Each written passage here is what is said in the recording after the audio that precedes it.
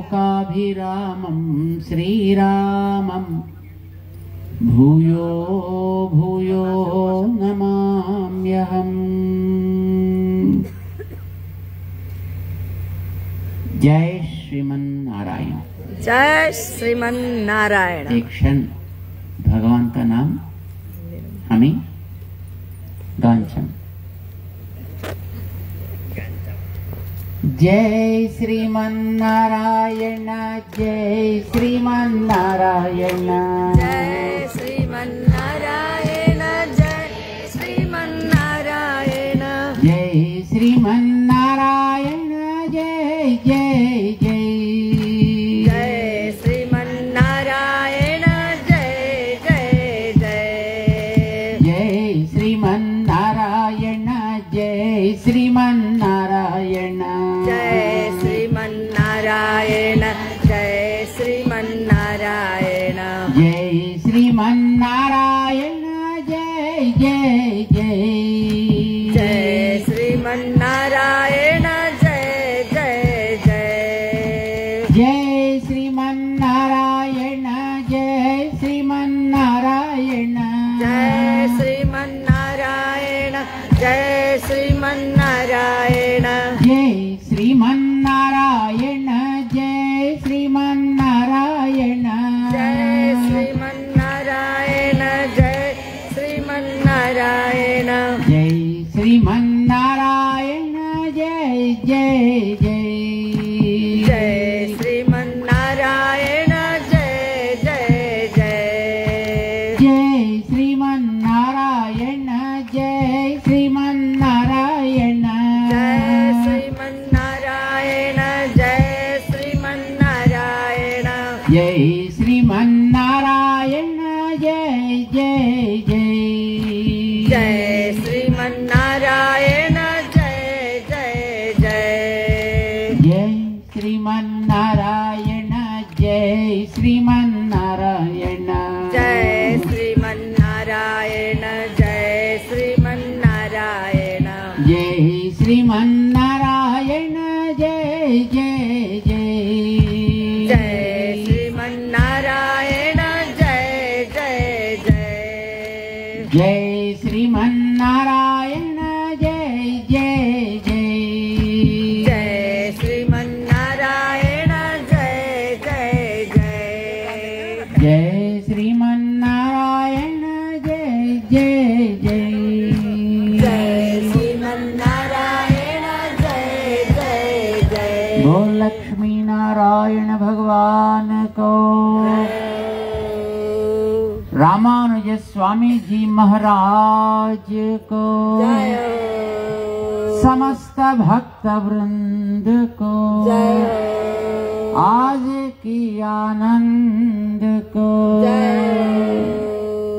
जय श्रीमन्नारायण। जय श्रीमन्नारायण। बंधुओं, आज ब्रह्म यज्ञ कार्यक्रम में भक्त भागवत गण को साथ लेकर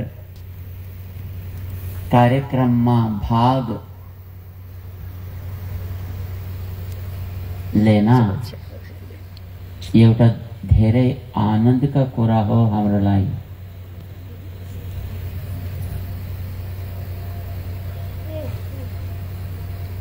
ब्रह्म यज्ञ एउटा व्याज मात्र हो, सबैले मिलना ही प्रधान काम हो, क्योंकि वैकुंठ में भगवान क्या करते हैं? भक्तैः भागवतैः सह भगवान वहां पर विराजते हैं। परम पद जाने के बाद पनी भक्तों के साथ भागवतों के साथ मिलकर रहना ही तो काम है। वहां रहकर भगवान का गुण गाना ही काम है। वहां कुछ लोग हा ओहा ओहा ऊ बने रह सामगान गाउन छन। फिर वहां रहने वाले जितने भी भक्त होते हैं वो सब आनंद से सुनते हैं और भक्तों के साथ मिलकर भगवान की सेवा करते रहते हैं। भक्तों के साथ, भागवतों के साथ मिलकर रहना। भगवान भी अकेले रहना नहीं चाहते हैं कभी भी, उनको बोर लगता है। ये तो मैं नहीं कह रहा हूं, स्वयं ही कहते हैं स एकाकी न रमेता। जब इस सारे संसार को प्रलय इस नाम से रिसाइकिल करने के लिए सबको अंदर ले लेते हैं और अंदर लेने के बाद भगवान सोचते हैं कि अरे अभी कोई नहीं है तो मैं किसके और किससे बोलूं, क्या बोलूं। करने के लिए कोई काम नहीं होता तो क्या लगता है, बोर लगता है। भगवान न रमेता, उनका आनंद ही नहीं है। तो सोचा तो क्या करूं, फिर भी उनको बाहर लेके आऊं।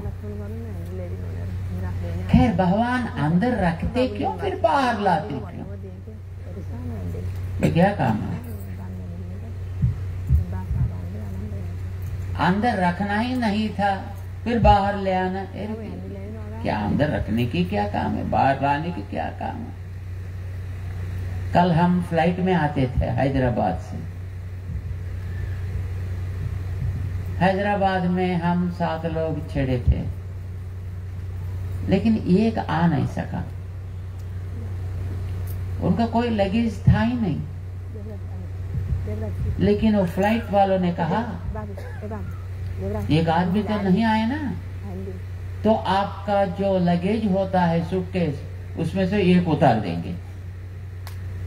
अरे ये क्या काम है? किसका सूटकेस उतारेगा? हमारे लोग लड़ने लगे उनसे, किसका सूटकेस उतारता है? तो कोई एक सूटकेस हम उतारते हैं। क्यों?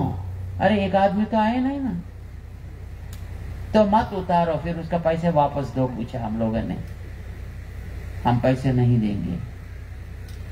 फिर सूटकेस को मत उतारो, नहीं उतार देंगे। उतार दिया।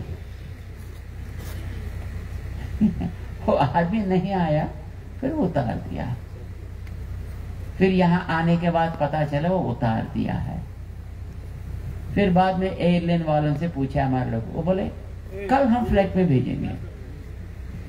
अरे ये क्या काम है? ये तो फुलिश काम होता है ना, ये तो मूर्ख का काम है। अरे तू उतारने का क्या काम है, फिर दूसरे फ्लाइट में चढ़ाने का क्यों करना है? आधा आधा होता है।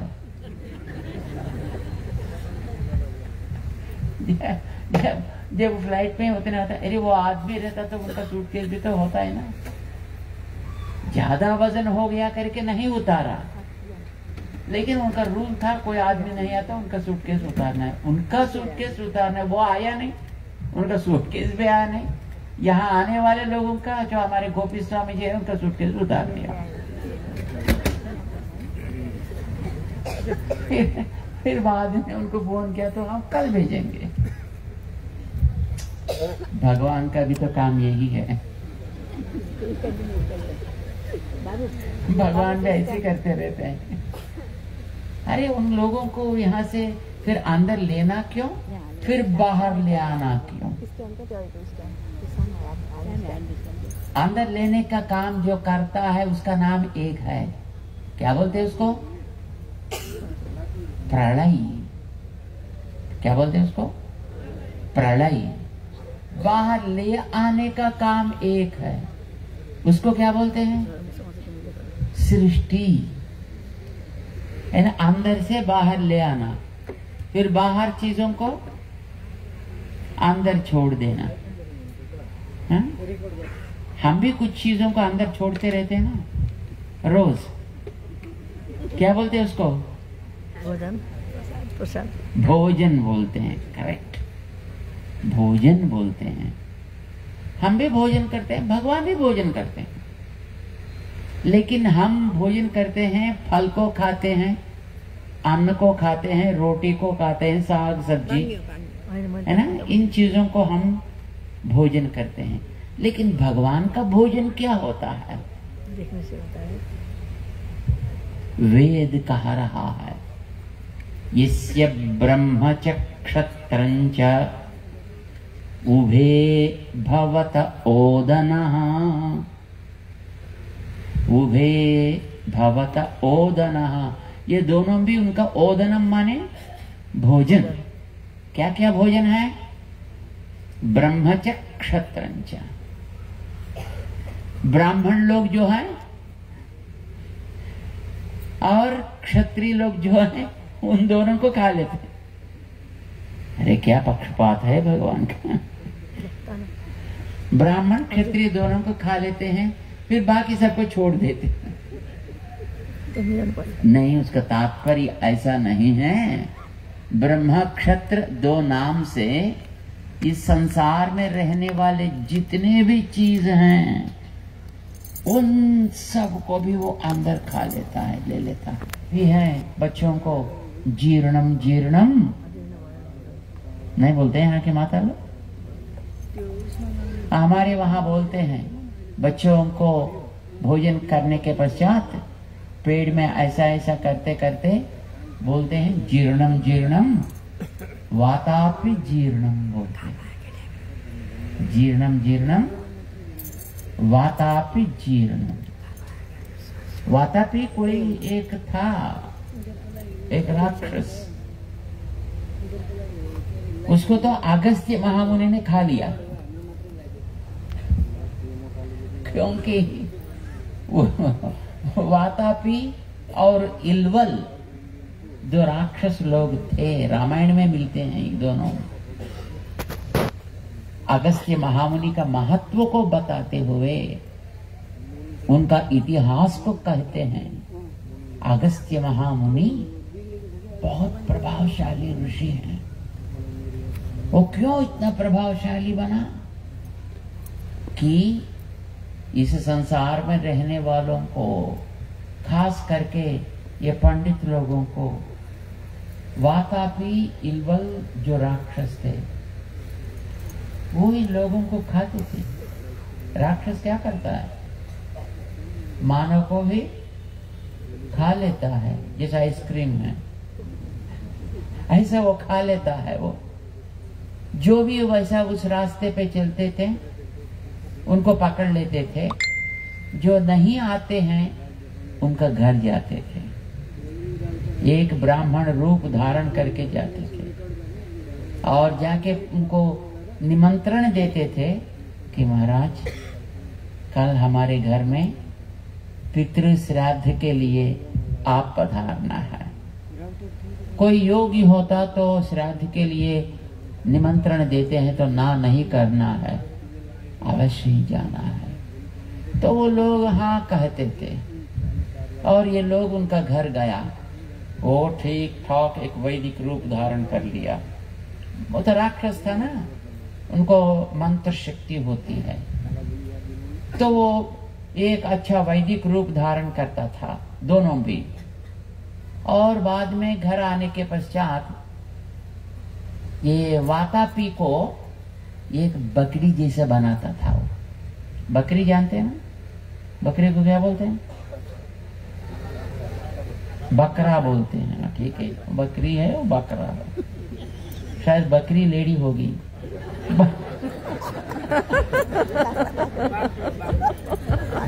बाकरो।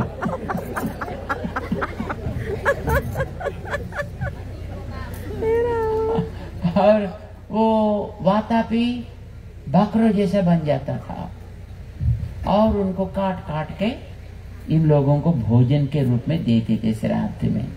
उस काल में श्राद्ध में वो मांस भी खिलाते थे। उस काल में, आजकल वो नहीं चलता है, उस काल में खाते थे। और खाने के बाद वो आराम से उनको भोजन में डाल दिया और पूरा भोजन किया ब्राह्मण, ये भी हो गया। उसको क्या बोलते हैं? डकार। हाँ, और डकार भी कर देता था। बाद में ये इल्वल जो है वो आकर हे वातापी आजा बोलता था। बस उनको एक ऐसी शक्ति थी कि उनका नाम से उनको पुकारते कोई तो जितने भी उनको खंड करे सब इकट्ठा होकर फिर वो बाहर निकलता था। ये पूरा खा लिया कोई ऋषि, खाने के पश्चात उनका नाम से उनको पुकारा हे वातापी आजा, तो एकदम अंदर जम गया, उनका पेट बढ़ गया, फुट गया और बाहर निकल गया। ये ऋषि मर जाता था। फिर उस ऋषि को काट कर ये भोजन कर लेते थे। जब रामचंद्र जी अरण्य कांड में वन में चलते हैं तब बहुत सारे ऋषि आते हैं उनके पास। हे राम, आप क्या कर रहे हैं? आप तो राजा का परिवार है और आपका काम है प्रजा की रक्षा करनी, लेकिन आप हमको रक्षा नहीं कर पा रहे। अरे ये क्या काम है? राजा का धर्म ऐसा थोड़ी होता है। रक्षिता जीवलोकस्य बोलते हैं। अब तो जीवलोक में हम भी तो एक हैं, हमारी रक्षा तो आप लोग नहीं कर रहे हैं। ये तो गलत काम है आपका। और जो सरकार तो टैक्स लेती है ना, कर, क्या बोलते हैं उसको? कर लेते हैं। क्यों कर लेना है? अरे हमारा काम जो होता है उसको देखभाल करने के लिए हमारे से भी कर लेते हैं आप। फिर आपके पास पैसे हैं, देखो जो जिसको कमाता है वो ही कर रूप में देता है। हम भी तप करते हैं, तापसिक शक्ति को हम कमाते हैं और हमारे तापसिक शक्ति में 6 भाग करके 1 भाग हम राजा राष्ट्र अभिवृद्धि के लिए हम भी तो अर्पण करते रहते हैं। आप यागशाला में सुने होंगे, प्रतिदिन हमारे जो वहाँ के जो आचार्य गण होते हैं ना यागशाला में, वो बोलते हैं, दोपहर में बोलते हैं, सायंकाल में भी बोलते हैं। जो पूर्णाहुति होने के टाइम पे यहाँ होके हम पूर्णाहुति में जाते हैं ना, जाते वहां पर देखना है, वो बोलते हैं, क्या बोलते हैं? राज राष्ट्र अभिवृद्ध्यर्थम, प्रतिदिन बोलते हैं। जो सरकार है वो ठीक रहना है और जो प्रजा है वो भी ठीक रहनी है, ये दोनों भी बोलते हैं। क्योंकि कुछ लोग नहीं कर सकते हैं। जो सरकार में जो लोग रहते हैं वो तो संध्या वंदन नहीं कर सकेंगे, पूजा नहीं कर सकेंगे, उनको समय मिलता ही नहीं है। फिर उन लोगों के लिए ये लोग करते हैं, जो संध्या वंदन करने वाले, जो हमारे बाल बच्चे हैं यहाँ पर, अब लोग संध्या वंदन करते हैं रोज सायंकाल में। कब करते हैं? प्रातः काल में या सायंकाल में? ताकत नहीं बोलने के लिए। दिन में 3 बार करना है। कितने बार करना है? प्रसाद कितने बार लेते हैं? 3 बार। हाँ? 2 बार आधिकारिक रूप में और बीच बीच में मध्य मध्य पानी अनुसार प्राणायाम तो चलते रहता है ना। तो संध्या वंदन भी कम से कम प्रातः, माध्यान्हिक, सायाह्निक 3 बार करना है। छोड़ना नहीं चाहिए,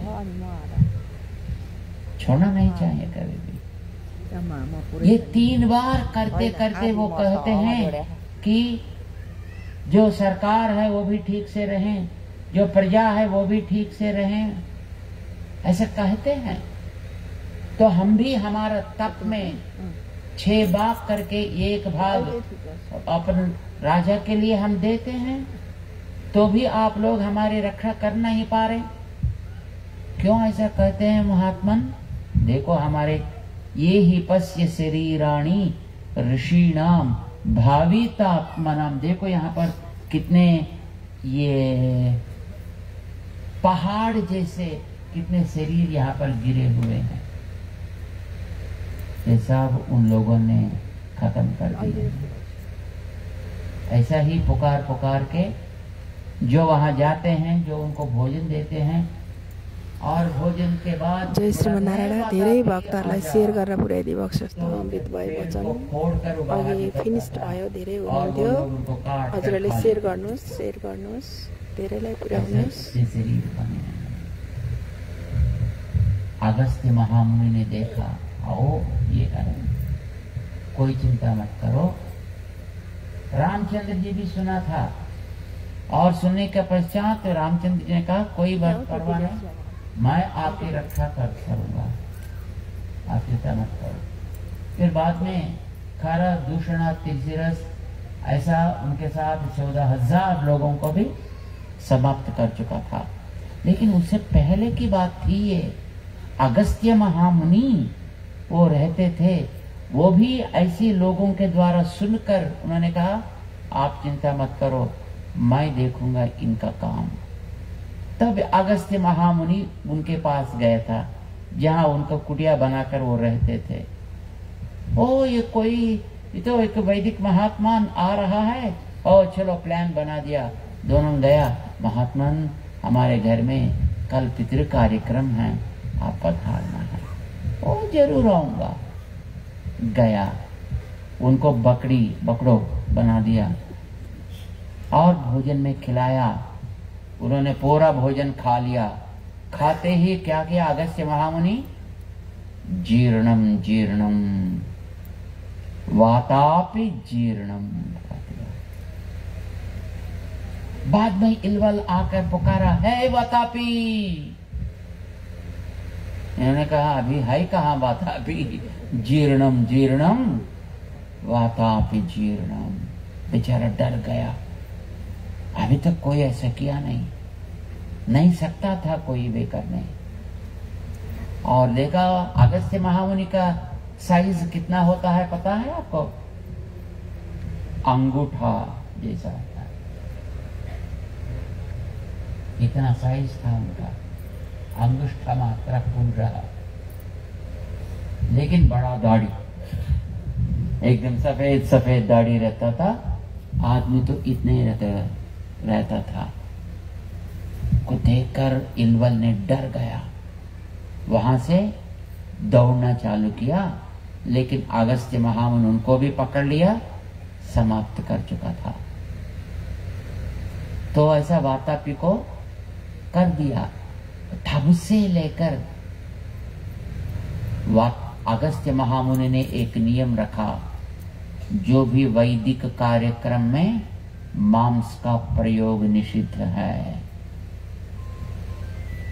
और जो वैदिक लोग हैं वे भी मांस खाना मना है।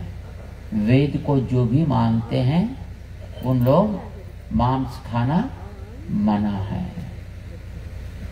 तब से नियम, उससे पहले की बात थी, हाँ वो भी खाते थे, सब लोग खाते थे।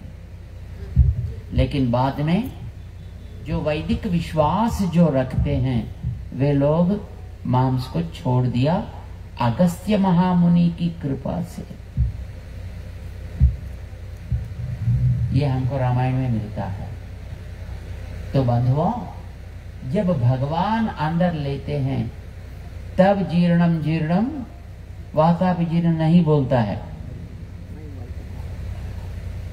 फिर भगवान क्या करना है? हम लोग खाएंगे तो जीर्णम जीर्णम वातापि जीर्णम बोलना है, क्योंकि जो खाते हैं वो ऐसा ही बाहर नहीं निकलना है ना। ऐसा निकले तो क्या बोलते हैं उसको? उल्टी उल्टी उल्टी बोलते हैं है ना। तो ऐसा नहीं निकलना है। जो खाते हैं उसका नाम परिवर्तन हो जाता है, आकार परिवर्तन हो जाता है और उसका काम भी परिवर्तन हो जाता है। जो भी खाएं, अब फल खाएं, अन्न खाएं, रोटी खाएं, साग सब्जी खाएं, सांभर खाएं, आइसक्रीम खाएं, गुलाब जाम, बादुशा, बड़ा, इडली, डोसा, जो भी आप खाएं, ऐसा थोड़ी रहता है अंदर। नहीं रहता। रहे तो गड़बड़ है। नाम बदल जाएगा, काम बदल जाएगा, रूप बदल जाएगा। वो एक शक्ति के रूप में बदलता है और सारे शरीर में फैल जाता है। भगवान जो अंदर खाते हैं वो ऐसा जीर्ण नहीं होना चाहिए। उसीलिए भगवान क्या करते हैं? दाएं ओर भगवान लेटे रहते हैं ताकि वो अंदर का चीज डाइजेस्ट नहीं हो जाए, जीर्ण नहीं हो जाए। ऐसा नियम है। फिर क्या करते हैं भगवान? जैसे कि तैसा ये सब को फिर बाहर लाते हैं। जैसे कि तैसा। कितने लोग एक एक दिन जाते हैं उनके पेड़ पे। कभी सुना आपने? करोड़ों जाते हैं। और कितने लोग बाहर निकलते हैं? करोड़ों निकलते हैं। याद रखना, इतने करोड़ अंदर जाने के बाद भी जिसका रिकॉर्ड उनके साथ ही रहता है। ये रिकॉर्ड कभी भी मिलता नहीं, बदलता नहीं, मिक्स नहीं हो जाता है। हम खाने में कुछ चीजों को खा लिए तो अंदर जाकर पूरा मिक्स हो जाता है। अलग अलग कर सकते हैं, फिर बाहर ले आकर बहुत मुश्किल है, होगा नहीं। लेकिन उनका पेड़ में ऐसा कभी भी नहीं हो सकता। जितने करोड़ अंदर जाते हैं, एक एक का काम जो होता है, उस काम से जो रिकॉर्ड बना है, वो सारे रिकॉर्ड उनके साथ ही रहते हैं। जब बाहर निकालते हैं, उन रिकॉर्ड के साथ ही बाहर आता है। हम लोग तो बहुत कुछ काम करते हैं ना, एक एक क्षण भी कुछ काम करते हैं ना। ये करने वाले कामों को लिखने वाले कोई होता है, कभी नाम सुना है? कौन लिखता है? चित्रगुप्त। हम करने वाले काम को चित्रगुप्त। चित्रगुप्त, वाह, फर्स्ट क्लास है। और ये चित्रगुप्त कहाँ लिखता है? अभी मैं कौन सी कंप्यूटर में? अपने यहाँ पाऊंगी। और किस लोक में लिखता है? चित्रगुप्त रहता कहाँ पर? यमलोक में। वाह, बहुत अच्छा है। चित्रगुप्त रहता है यमलोक में और अपना रिकॉर्ड बनाता है यमलोक में, और बाद में हमको अंत में ले जाता है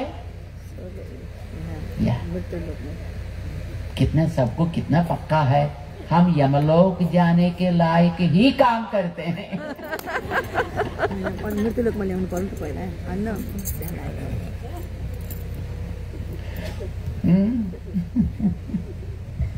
हाँ, ठीक है, उसके बारे में बाद में डिस्कस करेंगे। लेकिन वो लिखता कहाँ पर? यमलोक में नहीं लिखता है। ऐसा लिखना तो कितने कंप्यूटर्स होना है, कितना ऑफिस होना है। चित्रगुप्त लिखने का कंप्यूटर क्या है पता है आपको? अपना शरीर ही है। इसी शरीर में कण कण में लिखता है, अपना ही शरीर में लिखता है, अपना ही इंद्रिय में लिखता है, अपनी ही बुद्धि में लिखते हैं। भगवान बताते हैं भगवत गीता में 3रे अध्याय में, इंद्रियाणि मनो बुद्धि अस्य अधिष्ठानमुच्यते एतैर्विमोहयति एषः ज्ञानम् आवृत्य देहिनम्। हम जितने भी काम करते हैं और जितने भी रिकॉर्ड्स बन जाते हैं, ये रिकॉर्ड चित्रगुप्त कोई लोक में नहीं लिखता है, यही अपना ही शरीर में, इंद्रियों में, मन में, बुद्धि में ये पूरा रिकॉर्ड बनाता है, पक्का रिकॉर्ड बनाता है। कोई इसको टैम्पर नहीं कर सकता है।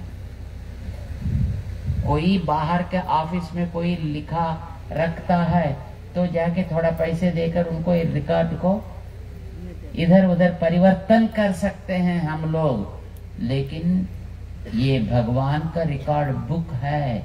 ये शरीर जो है, इसमें जो भी वो लिखता है इसको कोई भी बदल नहीं सकेगा, क्योंकि इसका पासवर्ड बिल्कुल उनका पास ही रहता है। पासवर्ड न किसी को देता है। इसमें ये सब लिखते हैं।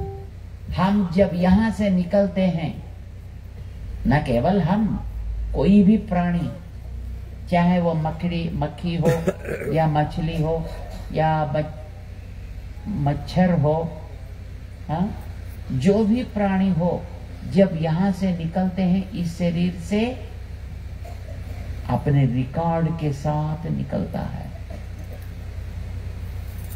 जैसा आजकल आप कहीं निकलते हैं बाहर, अपने सेलफोन के साथ निकलते हैं ना, है? सेलफोन अपने बाहर का प्राण है, हाथ में रहने वाला प्राण है। चाहे कुछ भी दे सकते हैं, लेकिन सेलफोन को नहीं दे सकते। सेलफोन उतना हो गया है ना। जैसा सेलफोन में सारे रिकॉर्ड रखते हुए जहां भी जाए सेलफोन को नहीं छोड़ते हैं, अपने साथ में रखकर जाते हैं, वैसे ही हम हमारा रिकॉर्ड के साथ इस शरीर से बाहर निकलते हैं। और जब भगवान के अंदर हम चले जाते हैं, जो प्रलय सागर के अंदर, अपने रिकॉर्ड अपने साथ ही एकदम रहता है, पक्का रहता है। फिर जब बाहर निकलेंगे तब रिकॉर्ड के साथ ही निकलेंगे। तो इसलिए अपने रिकॉर्ड कोई भी कहीं भी नहीं रखता है, अपने साथ ही है। जब हम इस संसार में प्रविष्ट हुए तब से अब तक पता नहीं हम कब प्रवेश हुआ, पता नहीं हम कब तक यहाँ रहना है। ये सब इंफॉर्मेशन जो है, समाचार, वो अंदर होता है, इस शरीर के अंदर होता है, जिसका नाम है कर्म वासना बोलते हैं। क्या नाम बोलते हैं उसको? कर्म वासना बोलते हैं। ये हमारे साथ ही होता है, जाएंगे आएंगे, जाएंगे आएंगे। जब भगवान अंदर लेते हैं, उसके साथ लेता है। जब भगवान सृष्टि करते हैं, सबको अपना अपना रिकॉर्ड अपने साथ ही देकर भेजता है बाहर। इतने लोग सब इकट्ठा होने पर भी एक का चीज एक को नहीं मिलता है। आपने कभी कभी दुकान में कपड़े खरीदते ना, एक एक बार क्या होता है, जब कपड़े में 5-6 रंग होते हैं और उसको धोने में क्या होता है, सारे रंग मिक्स हो जाते हैं, आपस में मिल जाते हैं। कभी कभी ऐसा हम पकड़े से, हाथ से पकड़ा तो भी हाथ में भी लग जाता है। ऐसा नहीं होता जब जीव को भगवान अंदर लेते हैं, जिसका रिकॉर्ड उनके साथ पक्का। फिर उसके साथ ही सृष्टि, स्थिति, लय, इन तीनों काम करते हुए जिसका रिकॉर्ड उसके साथ ही भगवान अवश्य ही रखते हैं। उसीलिए ही अपने जीवन में अनेक प्रकार के काम हम करते हैं। आप जानते होंगे एक ही माता जी को 2 पुत्र जन्म लेते हैं, दोनों भी 2 काम में अलग अलग होते हैं। एक ही माता के पुत्र हैं तो भी उनका पिछले जन्म का संस्कार कुछ अलग था, इसलिए उनकी प्रवृत्ति अलग बनी। हम लोग देखते हैं ना, इतने करोड़ों करोड़ों लोगों को हमने देखा अभी तक जीवन में, एक का जैसा एक लगता है, कभी एक का जैसा एक बराबर रहने वाले बिल्कुल नहीं। क्यों इतना परिवर्तन हो रहा है? कारण अपने अपने कर्म जो पीछे से आ रहा था वो सब बंधुओं, इस कर्मा को अनुभव करने से घटाना है। फिर अनुभव के लिए शरीर चाहिए, तो शरीर भगवान देते हैं। हमारा शरीर ऐसे ही आया है। क्या आप अपने शरीर को किसी को एप्लीकेशन देकर मंगाए? हाँ? हम फोन से बूट खरीद सकते हैं, सूट खरीद सकते हैं, सॉक्स खरीद कर सकते हैं, टोपी खरीद कर सकते हैं, सब कुछ चीज को हम खरीद कर सकते हैं। लेकिन इस शरीर को क्या कहीं से खरीद देंगे? ये किसके पास बनता है? हाँ? न माता जानती है न पिता जानते हैं। उनको भी कोई इसके ऊपर कोई ज्ञान तो है ही नहीं, केवल उनका हाथ में रखता है। ये कहाँ रखता है? भगवान अपने हाथ में रखते हैं। बस उससे ही फिर बाहर लाते हैं, वैसे ही अंदर भेजते हैं। भूत्वा भूत्वा प्रलीयते, बाहर बाहर आते फिर जाते जाते बाहर आते फिर अंदर भेजते, ऐसा करते हैं। इसी का काम है सृष्टि स्थिति लय काम बोलते हैं। ये भगवान करते हैं। बंधुओं, उसका तात्पर्य है आप अकेले नहीं रह सकेंगे। यदि सबको पूरा दृश्य को समाप्त करके अंदर ले लिया, आराम से जेकर लेट सकते थे, सो सकते थे कई साल, लेकिन ऐसा नहीं रह सकेगा। उनको कुछ भी सुधारता नहीं। अरे ये सब अंदर गया, फिर क्या करूं? इन लोगों को फिर भी बाहर लेके आऊं और इन लोगों को और भी अच्छी तरह एक शरीर मैं दूंगा, ताकि वे अच्छे कर्म करके और अपने ऊपर रहे सारे वासनाओं को हटाकर सब निरंजन हो जाएंगे। तब मैं उनको स्वीकार करना है, ऐसा समझकर भगवान बारंबार अवकाश मौका प्रदान करते रहते हैं। कई बार अब तक अपने कई जन्मों को स्वीकृति हमने किया, आगे भी बहुत सारे जन्मों का हमने रिजर्व करके रखा है, रिजर्व करके रखा है अपने लिए। आगे भी बहुत पता नहीं कितने हैं। लेकिन कुछ लोग ऐसे होते हैं जो आगे जन्म की परंपरा नहीं चाहते हैं। हमको वो नहीं चाहिए, ये निकलना चाहिए। हम यहाँ से सीधा भगवान का संग जान चाहूं। हम जाने पर तो क्या करना है?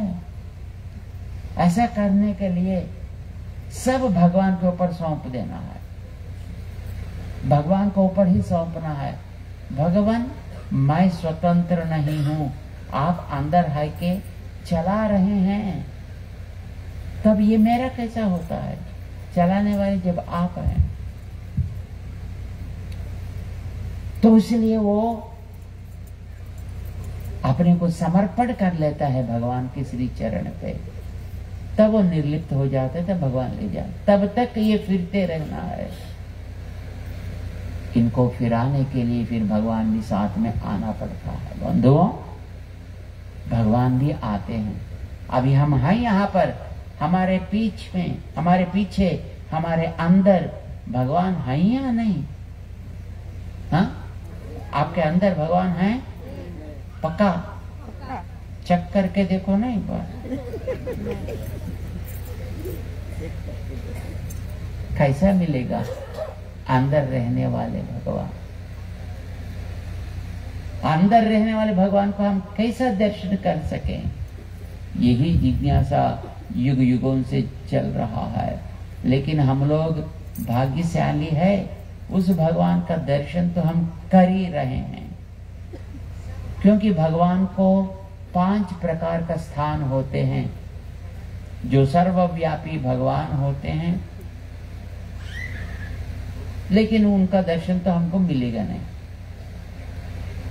वो ही दर्शन देने के लिए, एक रूप धारण करने के लिए पहले जगह में आते हैं, जिसका नाम होता है वैकुंठ। वैकुंठ उनका पहला स्थान है। उसीलिए हमारे लोग गाते हैं जो कृष्णा गंड की मुक्ति नाथ दामोदर कुंडा सालग्राम भगवान लाई जाऊं वैकुंठ। हमको वैकुंठ ले जाऊं ऐसा कहते हैं। रामानुज संप्रदाय में वैकुंठ जाना पक्का है।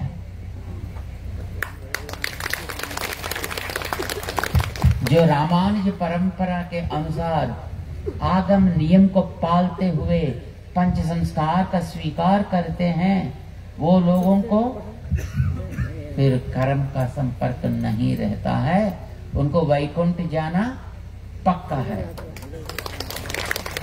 लेकिन बाकी लोग तो फिर इस चक्र में पड़ना ही पड़ेगा। फिर इस साइकिल में फिर वो आते रहते हैं, जाते रहते हैं। पुनरपि जननम पुनरपि मरणम पुनरपि जननी जठरे शयनम। ये साइकिल होते रहता है। क्यों होता है? ये तो भगवान स्वयं ही रहते हुए करते हैं, क्योंकि आप नहीं रहने से ये लोग नहीं रह सकेंगे, तो स्वयं ही वे आते हैं, अपने अंदर भी बैठते हैं। हम अभी सांस ले रहे हैं, अंदर वो है करके। हम चाहते हुए नहीं ले रहे, वो ही करा रहे हैं। हम ऐसा आंखों को हम ये क्या करते हैं, उसको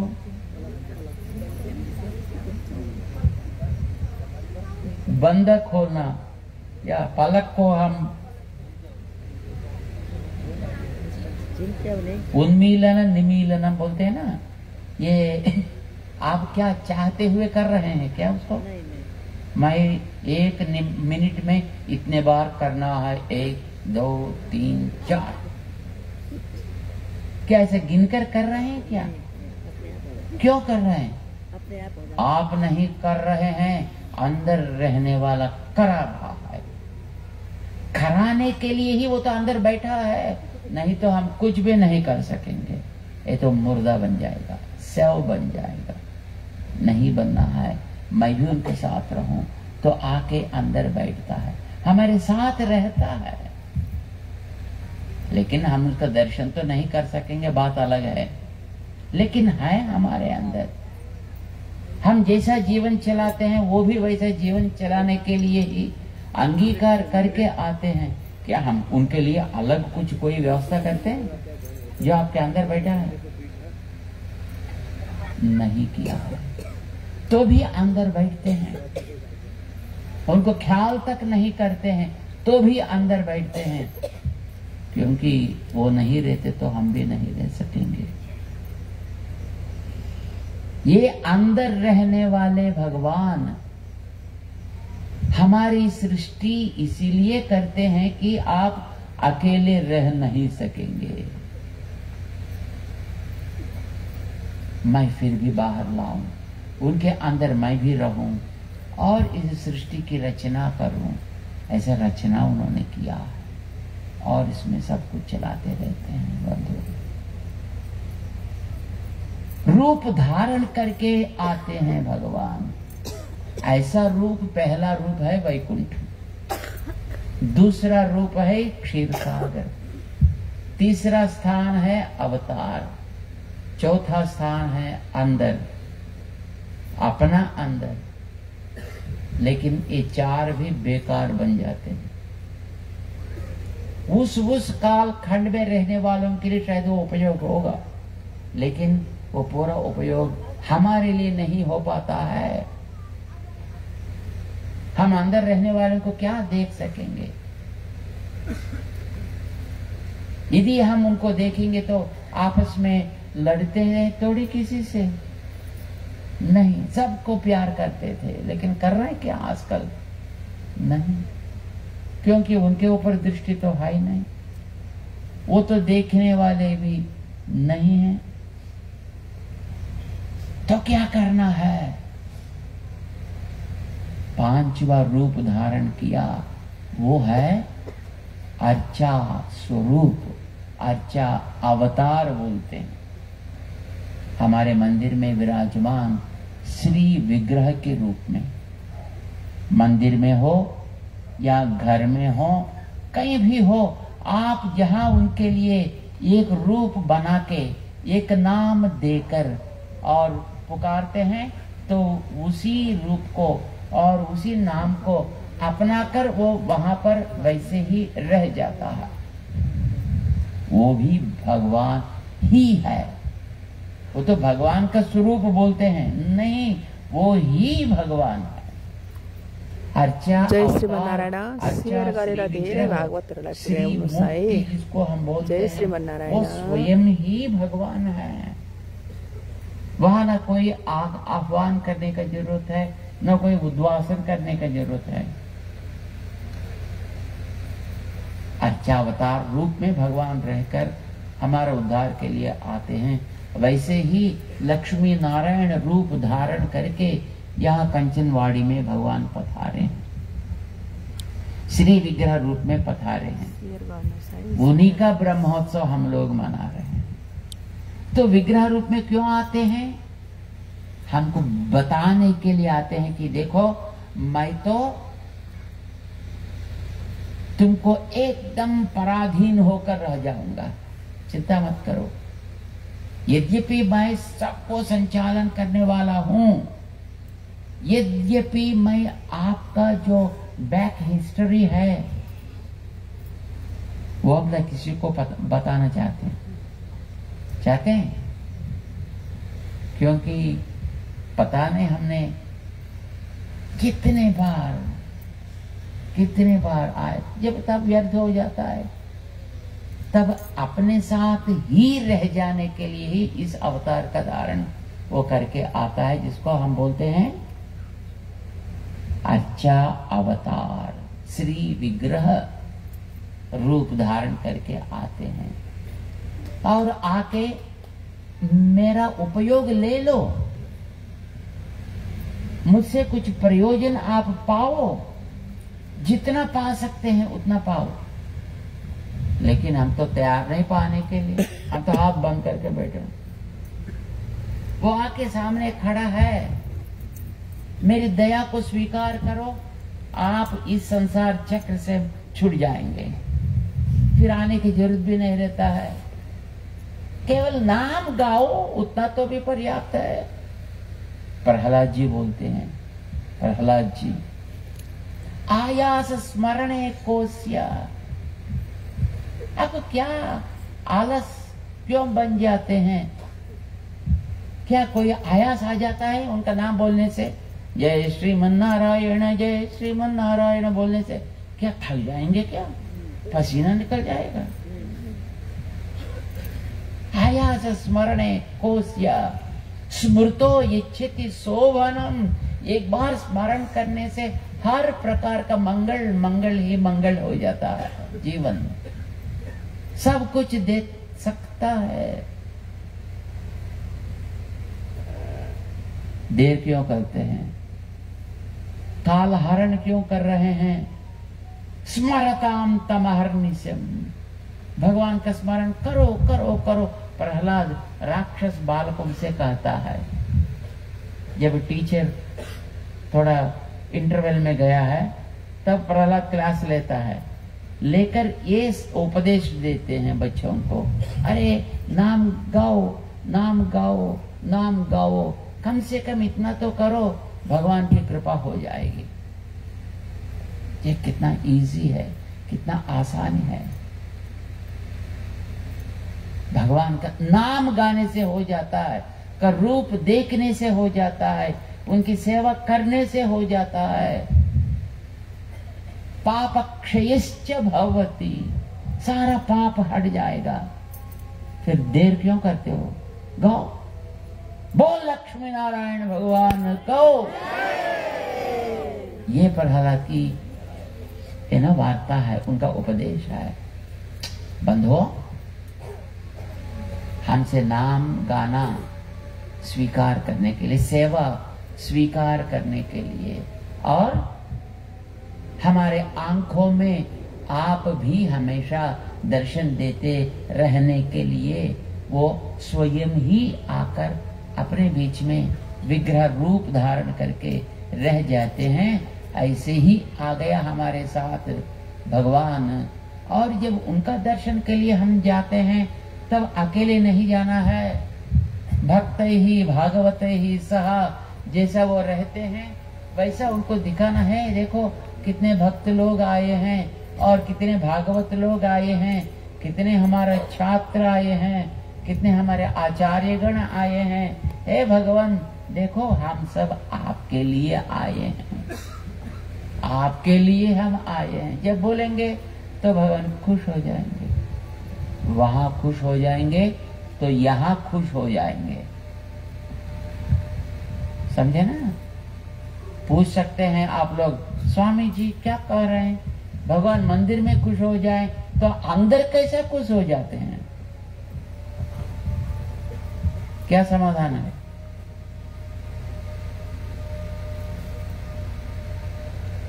क्या समाधान है? अरे वो तो एक ही तो है, जो यहाँ है वो वहां है। भगवान कितने होते हैं? भगवान कितने हैं? एक। फिर ये 33 करोड़ ये क्या है? हाँ, नाम अनेक हजुरका बीचमा हामी 33 करोडै छौँ चाहिँ।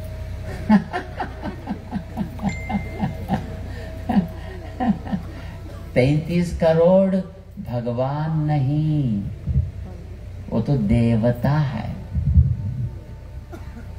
बहुत सारे लोग बोलते हैं हिंदू धर्म में रहने वाले बहुत देवताओं की उपासना करते हैं, हैं? देवी देवताओं की उपासना करते हैं, भगवान को बहुत रूप में मानते हैं। जैसा हमारे स्वामी जी बोल रहे अनेक रूप रूपाया। नहीं हो सकता ऐसा। वो सब कौन है? वो 33 करोड़ में रहने वाले देवता है। देवता माने ऑफिसर्स। देवता माने कौन है? वो तो कर्मचारी है, कर्मचारी। ऐसे तो 33 करोड़ है, उन सबको चलाने वाला एक ही है। वो अर्जुन को बता दिया, अर्जुन देखो मेरे शरीर में इन सारे देवताओं को जगह जगह पे पड़े हुए हैं। भगवान खुद दिखाए, भगवान तो एक ही है और वो तो सर्वत्र हैं। जब वो सर्वत्र होते हैं वहां विग्रह में जो है वो भी यहाँ है, जो यहाँ है वो ही आप में है, जो आप में है वो आप में भी है, आप में जो है वो भी आप में भी है। यहाँ जो है वही सूरज में भी है। समझे ना? वेद की बात है, शुक्ल यजुर्वेद में आपका पंडित भी गाते हैं। क्या गाते हैं? यत्ते रूपम कल्याणतमं तत्ते पश्यामि योऽसावसौ पुरुषः सोऽहमस्मि। जो यहाँ है वहाँ है, यहाँ है वहाँ है, वो ही सूरज के अंदर भी है, वो ही वैकुंठ का अंदर भी है, वो ही क्षीर सागर के अंदर है, वो ही है हमारे मंदिर में श्री विग्रह रूप धारण करके भी। अलग नहीं है, वो तो एक ही है। जब वो एक ही होता है, एक जगह में ज्यादा पावरफुल, एक जगह में थोड़ा पावरफुल, ऐसा होता है क्या? हाँ, आप में ऐसा होता है कभी? नहीं होता है। वो जहां भी हो वो जैसा ही होता है। बुन जैसे बदल नहीं हो सकता है, लेकिन अपने विश्वास कम है। जो अंदर जो है उनको विश्वास करना भी बहुत मुश्किल पड़ जाता है। जो मंदिर की मूर्ति के अंदर मूर्ति के रूप में विराजते हैं, उनको भी विश्वास करने में थोड़ा ऐसा तो हमको विश्वास है। रोज जाते हैं, शास्त्रमुरे करते हैं ना, नमस्कार करते हैं, तो स्तोत्र गाते हैं, आरती देते हैं, ये तो सब करते हैं, तो भी पता नहीं कहाँ कमती है, लेकिन थोड़ा कमती तो है ही है।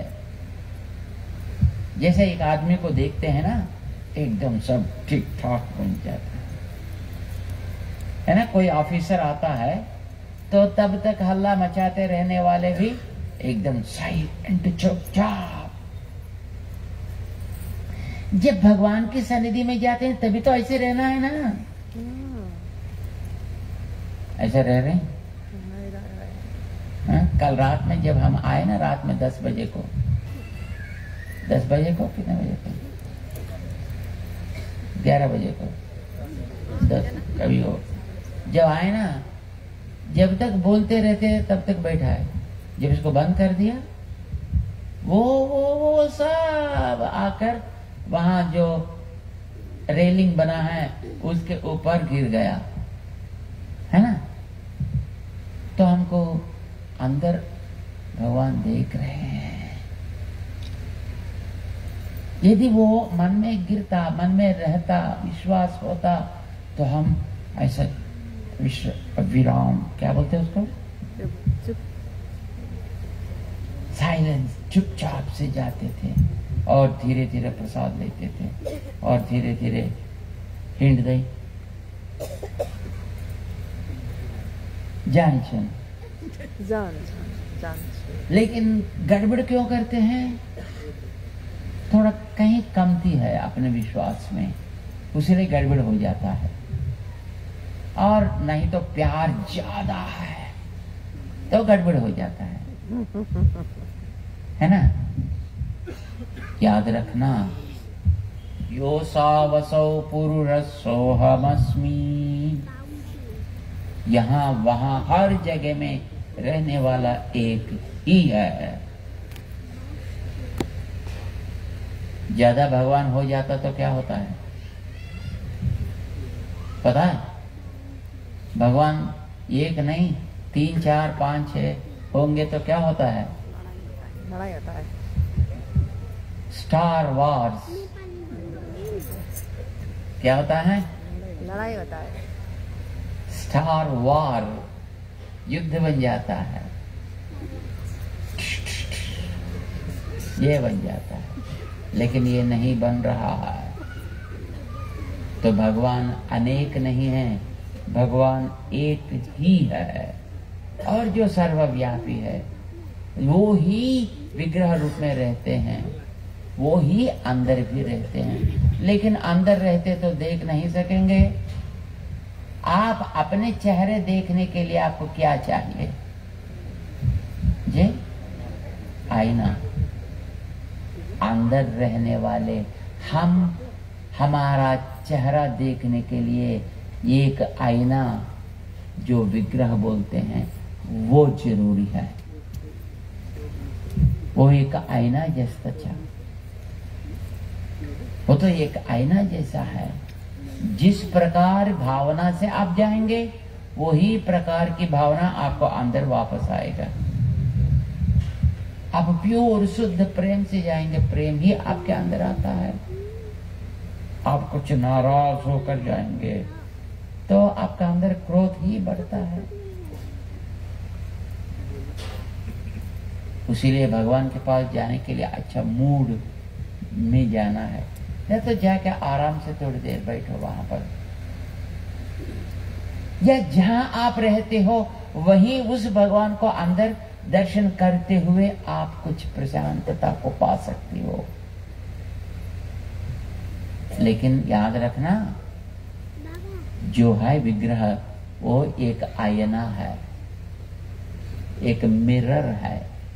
यदि वहां जाएंगे तो यहां रहने वाला दर्शन वहां पर देता है। इनका दर्शन वहां कर सकते हैं। तो इसलिए मंदिरों की रक्षा बहुत जरूरी है। मंदिरों को मंदिर जैसा चलाना भी बहुत मुश्किल है। अभी थोड़ी देर पहले यहाँ करंट गया था, है ना, बिजली गया। बाद में क्या किया? बाद में क्या किया?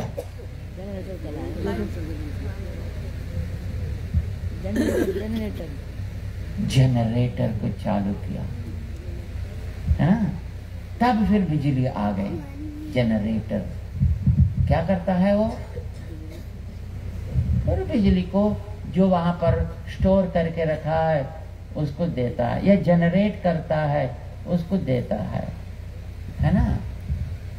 तो बंधुओं, जो हम विग्रह के सामने जाकर खड़े रहते हैं वो मिरर यहाँ पर दिखाकर यहाँ जनरेट करता है शक्ति को। उसके बिना हम अंदर देख नहीं पाएंगे, समझे? श्री विग्रह के बिना कुछ लोग बोलते हैं ना हम अंदर ध्यान करते हैं, पता नहीं क्या देखते हैं, लेकिन ऐसा नहीं दिखता है। जैसे मिरर के बिना चेहरे को देखना मुश्किल है, ऐसा श्री विग्रह के बिना अपना अंदर साक्षात्कार करना, मन को, मन के अंदर बसे हुए भगवान का दर्शन करना, ये तो होने वाला काम नहीं है। और उसको विधि विधान भगवान खुद ही बता दिए, और उनकी प्रसन्नता के लिए करने वाला भी क्या क्या करना है वो भी भगवान ने बता दिए।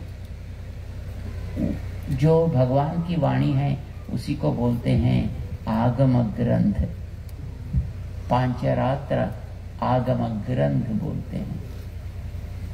उनमें भगवान ने कहा मैं यज्ञ के द्वारा प्रसन्न हूं, इसलिए यहाँ पर हमने एक यज्ञ का आरंभ किया।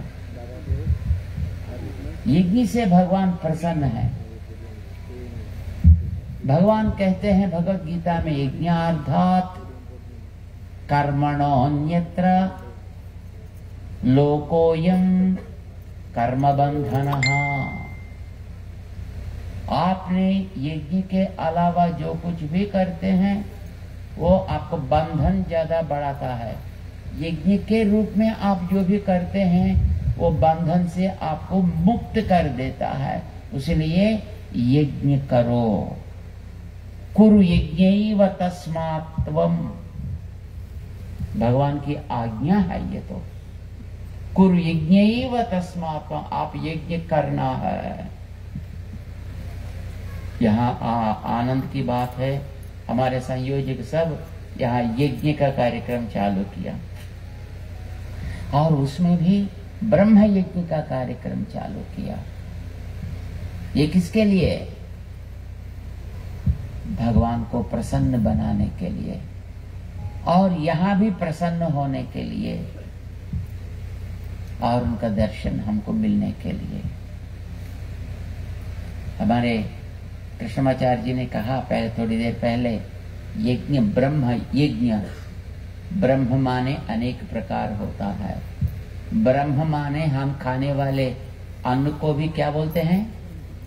अन्नम ब्रह्मेति व्यजानात्, इसको भी ब्रह्म बोलते हैं। अन्न को भी ब्रह्म बोलते हैं, शरीर को भी ब्रह्म बोलते हैं, मन को भी ब्रह्म बोलते हैं, आत्मा को भी ब्रह्म बोलते हैं, वेद को भी ब्रह्म बोलते हैं, भगवान को भी ब्रह्म बोलते हैं।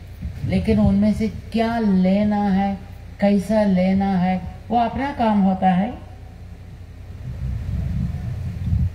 यहाँ वेद को पहले लेते हैं, वेद के द्वारा हवन कार्यक्रम चल रहा है, ये ब्रह्म यज्ञ है।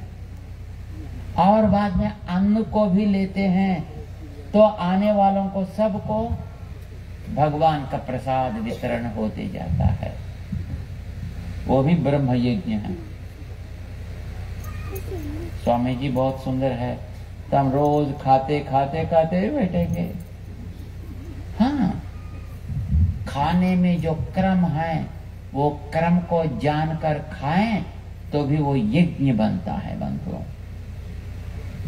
3 दिन का समय है हमारे लिए यहाँ पर, तो एक एक दिन क्या क्या यज्ञ कैसा कैसा करना है, ये सारे यज्ञ हम लोग भी कर सकते हैं, हम सब मिलकर कर सकते हैं। क्या क्या यज्ञ, किस किस प्रकार, कौन कौन प्रकार हमें गच्छाऊं गरनों पर छ, इसके बारे में प्रतिदिन हम ही जानछौ। प्रातः काल में यहाँ करीब यागशाला में, यज्ञशाला का द्वार तोरण पूजा होती है। पूजा के पश्चात आराधना होती है और उसके पश्चात तीर्थ गोष्ठी होती है। वेदों का आरंभ करके तीर्थ गोष्ठी होती है और वो होने के पश्चात बाल भोग होता है। बाल भोग के बाद थोड़ी देर हम यहाँ ज्ञान भोग भी करेंगे। बाल भोग शरीर के लिए करेंगे, ज्ञान भोग अपने मन के लिए, अपने ज्ञान के लिए करेंगे। बाद में पूर्णाहुति होगी। पूर्णाहुति के पश्चात फिर राजभोग होता है। प्रातः काल में बाल भोग है, मध्याह्न में राजभोग होता है और राजभोग के बाद में थोड़ी देर आराम तो करना है, क्योंकि भक्तगण थक जाते हैं, भोग स्वीकार करते थक जाते हैं। तो थोड़ी देर वो अंदर रहने वाले भगवान को आराम देना पड़ता है। तो देने के पश्चात फिर यहाँ पर जैसा आज सायंकाल में श्री विष्णु सहस्र नाम का अनुसंधान हुआ, वैसा सामूहिक रूप में हम सब बैठकर विष्णु सहस्र नाम स्तोत्र का पाठ करेंगे। वो होने के पश्चात फिर ज्ञान भोग हम यहाँ पर थोड़ा सा लेंगे। बाद में पूर्णाहुति होगी। फिर सायंकाल का वेद पाठ में जहां तक कर सकते हैं उसका अंतिम मंत्र से आहुति जो देते हैं उसको बोलते हैं पूर्णाहुति, वो करेंगे। फिर सायंकाल में पूर्णाहुति होने के पश्चात प्रसाद का वितरण होता है। आज भी जो पूर्णाहुति होगी, अब यहाँ से जब हम जाएंगे तो तुरंत वहाँ पूर्णाहुति होगी। पूर्णाहुति के पश्चात फिर बाल भोग का वितरण भी होता है, वो भी स्वीकार करेंगे। और बाद में हम आज का कार्यक्रम जो भगवान ने कराया फिर उनको विश्राम देंगे, उनको सेनोत्सव करेंगे, भगवान को विश्राम देंगे। फिर दोपहर में प्रातः काल में यहाँ भगवान की सेवा के लिए आएंगे। ये पहला दिन है और 3 दिन हमारे लिए है। चौथा दिन यहाँ पूर्णाहुति तो महापूर्णाहुति बोलते हैं उसको, जो अंतिम दिन में अंतिम मंत्रों से जो आहुति की अर्पण करते हैं उसको क्या बोलते हैं? महापूर्णाहुति। तब तक प्रतिदिन दोपहर में सायंकाल में जो होता है उसको तो नित्य पूर्णाहुति बोलते हैं, नित्य पूर्णाहुति। सो हम अभी यागशाला में जाएंगे नित्य पूर्णाहुति के लिए।